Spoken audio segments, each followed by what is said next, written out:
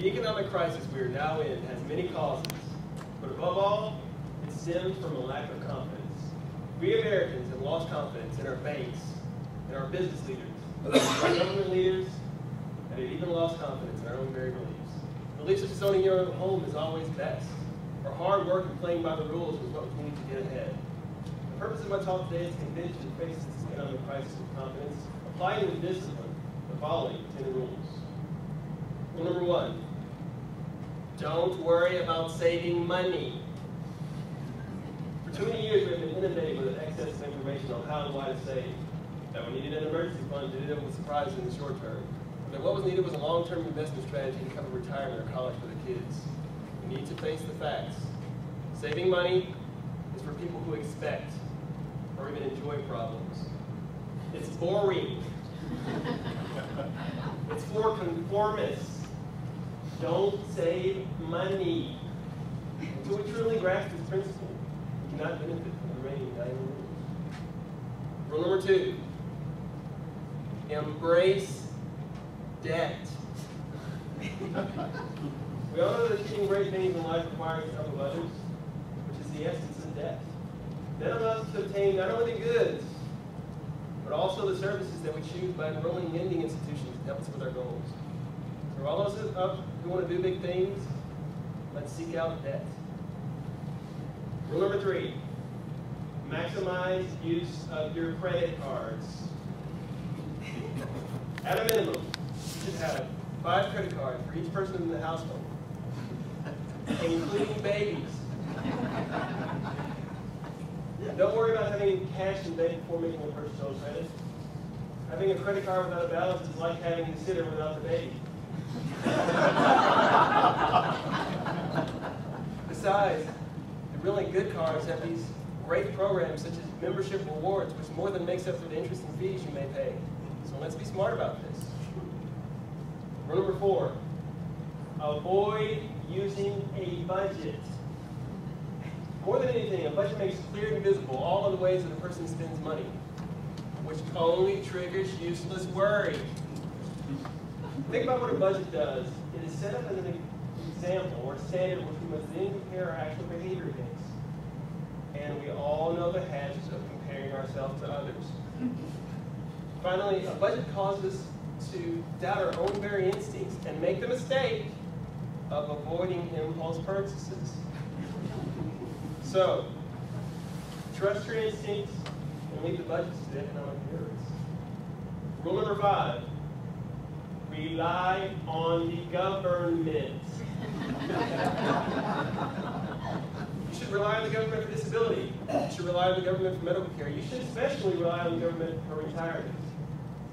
8% of each and every one of our paychecks goes to this very benefit. So let's not pretend that it doesn't exist. Rule number 6, cancel your insurance policies. Now, other than possibly auto, you should cancel your insurance policies as soon as possible. Now, we just heard rule number 5, that the government will take care of you.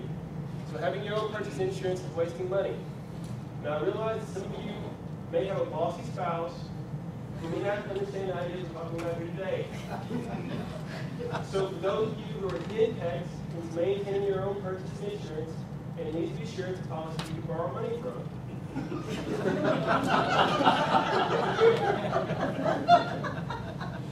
Rule number 7, make risky investments. Derivatives, junk bonds, these are the types of investments that will bring you real wealth. The reality is that the more complicated and obscure investments are the ones that will reward you with the highest return.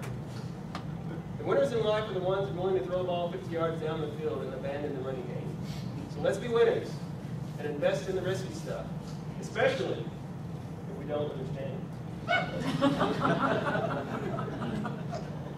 Rule number 8, blindly trust your financial advisor. Now everybody knows about Bernie Madoff, but let's realize, people, that he is the exception. Essentially all financial advisors are people you can trust. And many people make the mistake of checking left and checking in on their financial advisors, which results in 2 people doing the work that one was paid to do. Unless your financial advisor does her job, and you need to do your own. being relaxed about your money and living as large as possible. Rule number 9, let your kids worry about paying for their own college. Give your kids the greatest gift that you can give them, and that gift is called independence. Now to start with, we need to be honest with ourselves. Most of our kids just aren't college material anyway.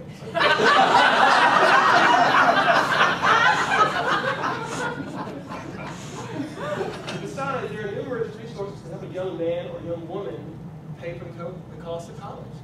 There are scholarships, and there are loans.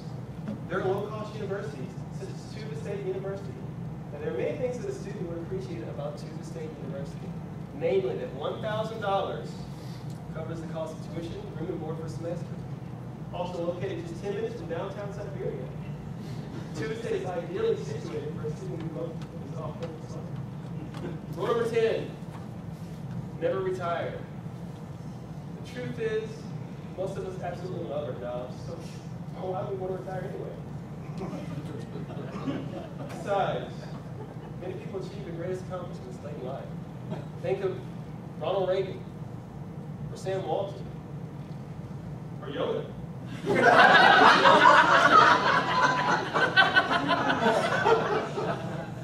In life, there is truth in the absurd.